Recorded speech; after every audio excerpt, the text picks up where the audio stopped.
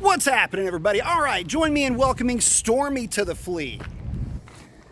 So guys, there she is, 2022 Ram 1500 Lone Star Bighorn Level 1. So some of the features that Stormy brings to the table, straight off the bat, you got the adjustable pedals right here. It means the pedals can go up and back. That 7-inch screen, you gotta have that. It's only a $75 option, 100% recommend. All right, guys, real quickly, so to show you that 7-inch TFT screen, this thing really kind of does make the truck in terms of a driving experience. So let's get her fired up real quick for you. This is really neat. All of these little windows are configurable. And it's important because the other screen is significantly smaller. It's, you know, maybe only basically a third of the size of this screen. And once you've seen this one, for $75, it's an absolute must to have in the truck. Completely configurable. If you guys are used to the Hellcats, for example, SRTs, this will all start to look real familiar to you guys. So I wanted to show you guys this one specifically, primarily because, well, it's probably one of the best value options that you can get for your new Ram. So at any rate, just kind of going through all of the screens here for you guys so you can see what all is available. Obviously, it's pretty high up there on the oil life, as you would imagine. But that's the one that I like to keep. All right, so the truck has cloth interior. I will be getting this replaced with leather. It also has the carpeted floors with the floor mats. I will be getting the tradesman style rubber floor. I need something that I can clean and something that I can keep clean pretty easily. If this thing's on job sites, it gets dust, just funk that gets in the truck. I just can't have that with the carpet. So that is one upgrade that unfortunately you cannot get with this package, but you can get it aftermarket. So that'll be coming as soon as I can get some of that in. So here is that 8-inch Uconnect screen. This thing is awesome. You guys, if you're familiar with it, I could literally do an entire video going through everything in this system, but absolutely awesome system. Display, really quick to react. Absolutely love it. Down here with the switches, you've got your tow haul, your traction control off. One thing I want to mention about traction control off for the two-wheel drive trucks, even if you have the no slip, your traction control really isn't ever totally off. You can turn it completely off in the 4x4, I believe, but for the 4x2s, it'll turn off. It'll still allow you to have a lot of fun with the truck, though. It just doesn't kill it completely like it would in a 4x4 or in like a Scat Pack or something like that. Here you got that trailer brake controller. This will just allow you to apply brakes if you needed to. And then some aux inputs. This button right here, auto start, stop, off. That is a muscle memory button, believe me. Getting in the truck, you put it in gear and press that almost immediately. So I gotta admit, guys, the start stop thing, it doesn't really bother me that much anymore, at least not as much as it used to. It was a little off-putting at first, but I've kind of gotten used to it, mainly because I haven't really developed the muscle memory to turn it off every time. Also, putting the truck in manual mode, or actually it's the gear select mode. Anyway, when you put it in that mode, it will still auto stop start. So the only way to turn that off is either with that switch or in the menu list in that screen that I was just showing you a second ago. So the Lone Star Edition, obviously the badging does have the glove box up top as well as down below.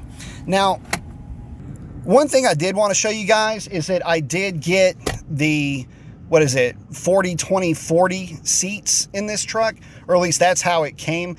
This is actually the console that I prefer. The full console with just the bucket seats, this one is the one that will fold up and also allow for, I guess, a third person to sit up here. I don't think anybody in their right mind, whatever. Anyway, the main thing with this, though, is it seems like, at least it feels like it's a little bit higher. Obviously, it juts out a little bit further, and that's something that I really did prefer, having the couple of drink holders up here. You've got a little bit of storage right there.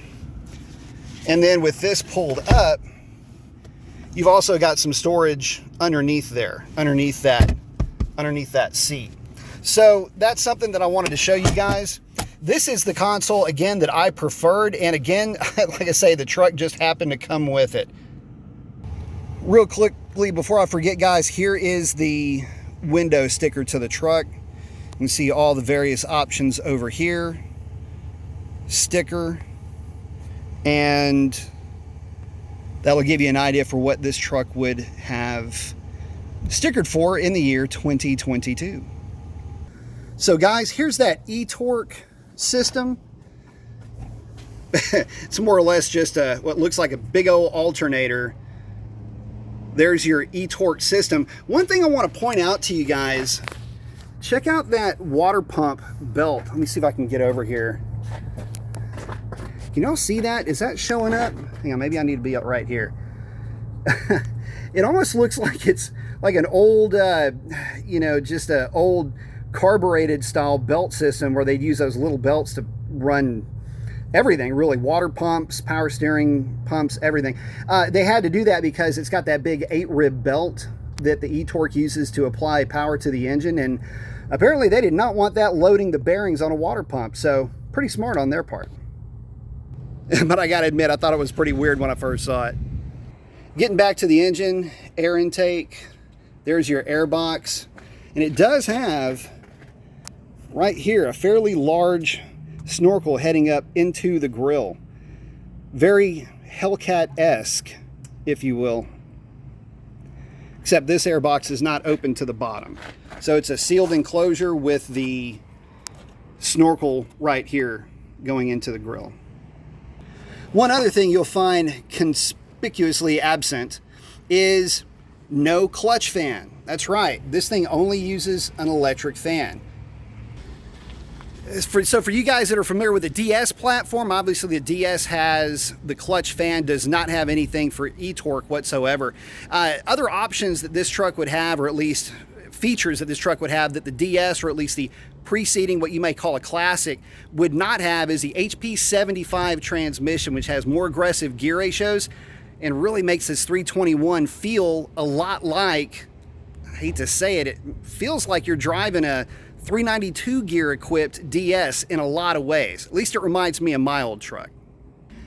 This is going to seem really insignificant. I got to tell you guys, this is one of the things that made me the happiest. My DS has that little ball and spinner thing that just every time you get out of the truck. This does not have that. It's got this type of a detent for that door, to keep that door from moving out. Here's what the top hinge looks like, but that's really what we're looking at right here. When I saw that, I was already off to a good start. All right, guys, so let's head back to the shop.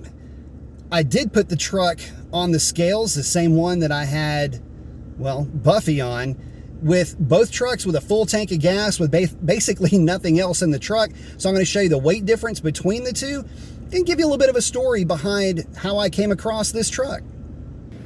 Whew, man, it is muggy out there. So, kind of a neat story with this truck. I had been looking to try to put together a DT tradesman, basically one of these newer Ram tradesmans, and Dodge just isn't taking any orders on those right now. So, not really realizing it, I just kind of started looking around and looking into what options that I could come up with, only to find that these Lone Stars are currently being heavily incentivized.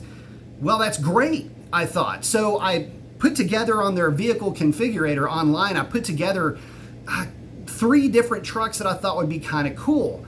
Eerily enough, Stormy was almost identical to a truck that I had put together online. Color, wheels, interior for that matter, all of it was what I would have put together when I was putting that truck together, with the one exception with that 7-inch screen in the middle. I just didn't even know what it was. The website doesn't really say what it was. But anyway, let me back up a little bit. So I was working on trying to get one ordered, but the thing is the incentives are really only good if you buy a truck off the lot.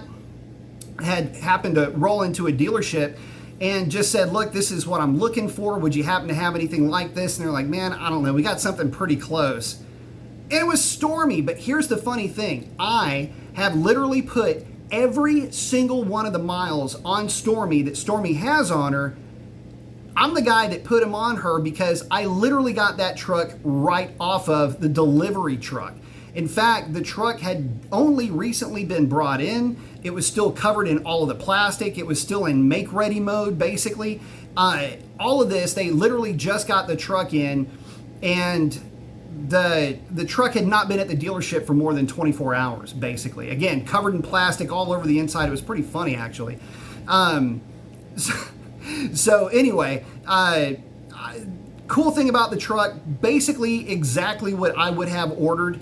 The only real difference is I didn't really consider the e-torque at first, and well, it's kind of grown on me at this point, and that's more of a driving experience, and I can get into that here in just a minute. But sticking with the kind of the program here, that screen, which I didn't even know existed, so taking those things, throw them into the mix, it's actually a really cool truck. And I tell you something, I'm really happy with the way that, well, whoever put this one together, with the way that they put it together, because it is absolutely exactly what I would have wanted had those options been made available to me. Now, all of that being said, let's get into something that's kind of cool. You know, a lot of folks have been saying, well, the DTs are lighter. Well, how much lighter are they? Well, check this out. This is the weight, 5,260 pounds. Hopefully that's showing up. 5,260 pounds for a tradesman quad cab. This is at the Catskills, literally right up the street from where I live. Basically, that is everything out of the truck with a very full tank of gas. The only differences between how this truck was put on the scales and how Stormy was put on the scales, get this thing straightened up here, is that Stormy doesn't have a tonneau cover, which weighs about 25 pounds, and Stormy doesn't have a bed liner in her yet, so 8 pounds. So let's say a grand total of 30 pounds difference from 5,260 to 5,140. That's what Stormy weighs. Stormy weighs, just truck for truck right now, 120 pounds less.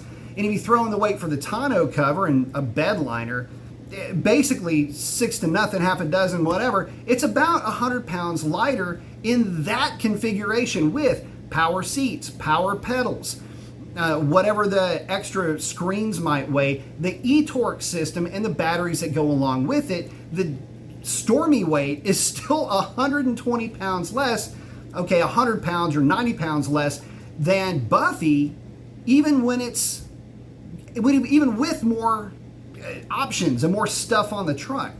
So it worked out really well, and I wanted to bring that information to you guys. Now, that being said, you know, because the weight thing, I was like, what? Anyway, let's get into something that's also pretty cool. Stormy is 100% an H-Town girl. She was born at 5:45 a.m. on July 13th. So it took her about a month to show up at the dealership after being processed, everything that they have to do there, and then got her to the dealership. Anyway, July 13th is when she was born at 5:45 a.m. 713, baby. H-Town, what you know about that? Not to mention, basically born week before I was, so that's pretty cool too. So aside from practically having the same birthday as me and being a 713 girl, what more could you ask for when she's basically the exact truck you would have asked for anyway? And guys, I gotta tell you, it was impossible for me to find a quad cab pretty much anywhere, especially option the way that this one is. I am absolutely loving this truck. And getting back to a question of, well, should I gotten the 392 gear or the 321 gear? Guys, let me just tell you this. even with the truck still being incredibly tight, no broken in, none of that stuff, in 3,000 foot DA, this truck on my test drive, and yes, where did I put it? Yes. I am the only person, I think, that has ever taken their draggy with them on a test drive. It lit the tires up basically on the test drive, hazed them all the way through first gear, and barked second and actually kicked the truck out a little bit, enough to where the draggy basically gave an invalid reading. I don't know if the accelerometer picked up on it moving around or what, but it gave it an invalid reading and it just kind of didn't like it. Anyway, couldn't get a clean draggy on her, but the truck with 321 gears will absolutely haze the hell out of the tires from a dig. The 392 really puts them up in smoke and then commands a quick shift. It's the 321 is just a little bit easier to play with, if you will, than the 392. And by the way, on the highway, there's no comparison. 321 absolutely rips on the highway. So, guys, I got to tell you, from not only the performance aspect of the truck, which is, to me, significantly better than the DS, even with the DS with a 392 gear, it's lighter. The ride is unbelievable, but the one weird party trick that the DT has, at least the way that this one's configured, is that it handles incredibly well. This thing is glued to the road. I was playing with the truck, basically putting break-in miles on it, not driving hard or anything like that, just kind of hitting on-ramps, off-ramps, things like that, and the truck is glued. It sticks like a dadgum sports car, or I guess the closest to a sports car you can get. Let's just say it handles about as well as a Challenger. And I'm not saying that for effect. I'm every bit as confident putting that thing into corners and into sweepers on on-ramps and off-ramps as I am the Hellcat now. So I got to tell you, love the truck. Best driving experience out of any of the other trucks that I drove. I can't say enough good things about it. At this point, couldn't be happier with the purchase. So with that, guys, I'm going to wrap it up. Post up your comments. Let me know if you need me to go over anything else with the truck. I can't wait to bring you guys some more content, exhaust, maybe a little bit of suspension work. Who knows what's in store for Stormy, but I can tell you this, I cannot wait to bring the content to you guys. And with that, that is a wrap. Adios.